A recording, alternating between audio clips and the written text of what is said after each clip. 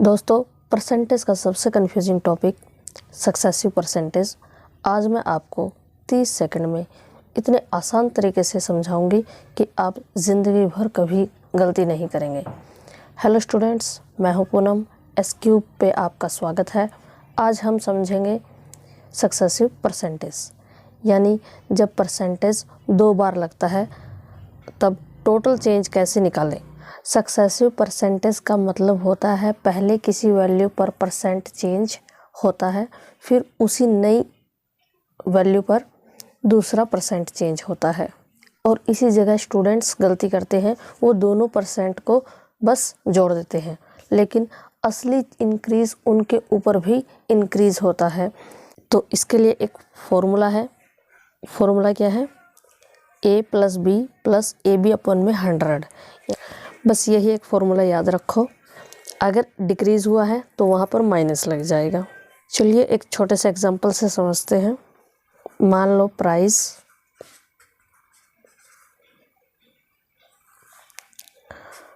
10% बढ़ा और फिर 20% बढ़ा, तो 2 इंक्रीज़ है, 10% और 20% फिर। तो इसको हम कैसे करेंगे? ए हमारा हो जाएगा 10%, बी हो जाएगा 20%। तो टोटल जो हमारा इंक्रीज़ होगा वो होगा हमारा 10 + 20 + 10 × 20/100। तो ये हो जाएगा हमारा 32% टोटल इंक्रीज़ हुआ है। चलिए अब एक एग्जांपल इंक्रीज़ एंड डिक्रीज़ का देख लेते हैं। अब एक मोस्ट इम्पोर्टेंट केस ये एग्ज़ाम में हमेशा आता है। 10% बढ़ा और फिर 10% घटा। अब आंसर 0 नहीं होगा। ओके, देखिए कैसे। 10% इंक्रीज़ हुआ और फिर 10% डिक्रीज़ हो गया। तो इसमें हमारा फॉर्मूला क्या लगेगा? इंक्रीज़ के लिए 10 और डिक्रीज़ के लिए -10, क्योंकि यहाँ पर डिक्रीज़ होगा तो यहाँ पर -10 + 10 इंटू में -10 अपॉन में 100 -1। तो यानी कि -1 आया, इसका मतलब 1% डिक्रीज़ हो गया है। ओके स्टूडेंट्स, अब एक और एग्जांपल ले लेते हैं 2 बार डिक्रीज़ का। डिक्रीज़ फिर डिक्रीज़। एक वैल्यू है जो 2 बार घट रही है, जैसे कि 20% घटी और फिर 10% डिक्रीज़ हुई। तो यहाँ पर -20, दोनों माइनस के होंगे, प्लस -20 इंटू में -10 अपॉन में 100। तो ये आ जाएगा हमारे पास -30 + 2 यानी कि -28, यानी कि 28% डिक्रीज़। माइनस का मतलब decrease. Okay students, I hope कि आप सबको क्लियर हो गया होगा। अब हम क्वेश्चंस पर चलते हैं और क्वेश्चन को मैं 2 तरीक़ों से समझाऊंगी। एक तो फॉर्मूले से और एक बिना फॉर्मूले के भी हम इन क्वेश्चंस को कर सकते हैं। देखिए कैसे। तो हमारा फर्स्ट क्वेश्चन है, किसी वस्तु का दाम 500 रुपये है।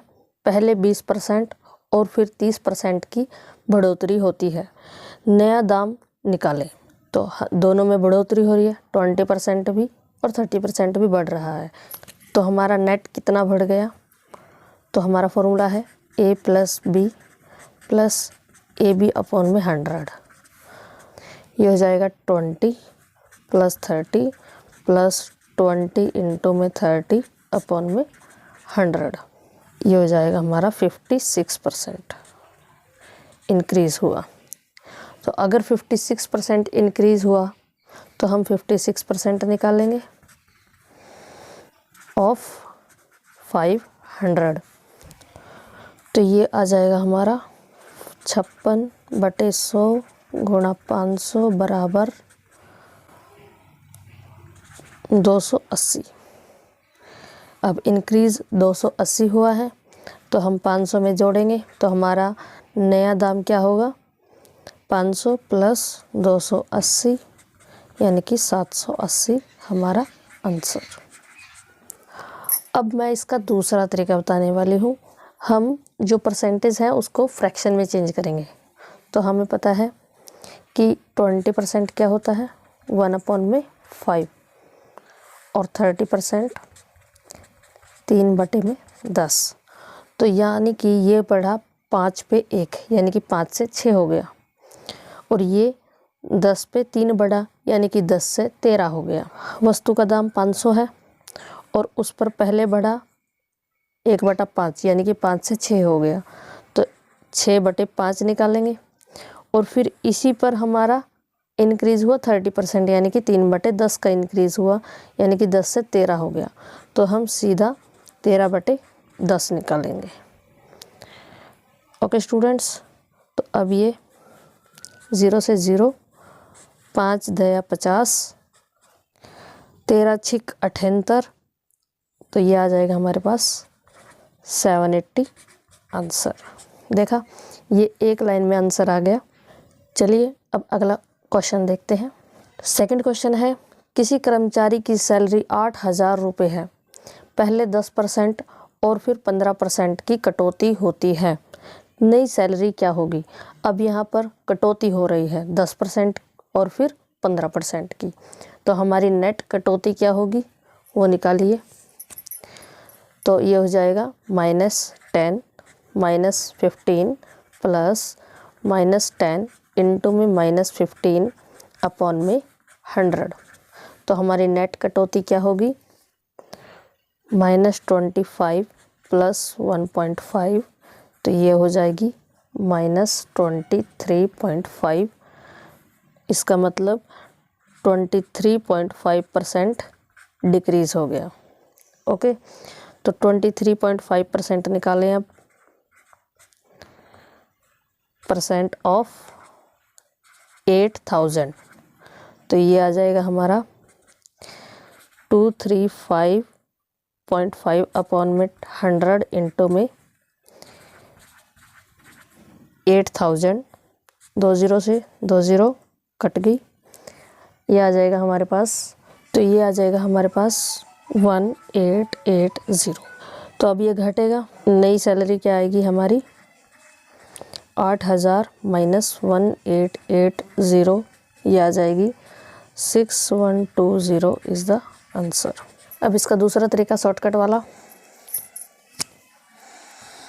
हमें पता है 10% होता है 1/10, 15% होता है 3/20। तो कटौती हो रही है, तो ये 10 से 9 होगा, 1 घटेगा, और ये 20 से 17 होगा, 3 घटेगा। तो हमारा सैलरी हमारी है 8,000, उसके ऊपर कटौती हुई तो ये हो जाएगी 9/10 सैलरी, और उसके बाद 17/20। 0 से 0 कट गई, 0 से 0, 2 चौके 8 0, तो ये सॉल्व होकर आ जाएगा हमारे पास 6120 आंसर। चलिए अब अगला क्वेश्चन देखते हैं। हमारा अगला क्वेश्चन है, एक संख्या 33 सही 1/3% 2 बार बढ़ती है। स्टार्ट वैल्यू 900 है, तो फाइनल वैल्यू क्या होगी? अब यहाँ पर आ गई 33 सही 1/3%। तो फॉर्मूले से करना ये बहुत ही पेचीदा काम है। यहाँ पर हम फॉर्मूले का यूज़ बिल्कुल नहीं करेंगे, फ्रैक्शन का यूज़ इसमें बेस्ट है। 33 सही 1/3% बराबर होता है 1/3 के। तो बढ़ रहा है तो यानी कि 3 से 4 हो रहा है। तो हमारी स्टार्टिंग वैल्यू है 900, 900 पर 3 से 4 हो रहा है यानी कि 4/3 निकलेगा, और फिर से 4/3 निकलेगा, 2 बार बढ़ रही है। तो ये हो जाएगा हमारा 1600 हमारा आंसर। चलिए अब अगला क्वेश्चन देखते हैं। हम अगला क्वेश्चन क्या है, किसी वस्तु का दाम ₹640 है, 2 बार 12.5% की कमी आती है, तो फाइनल प्राइस क्या होगा? तो पहले प्राइस क्या था 640, अब 12.5% क्या होता है? 12.5% होता है हमारा 1/8। कमी हो रही है तो ये 8 से 7 हो गया है। तो पहले दाम क्या था? 640।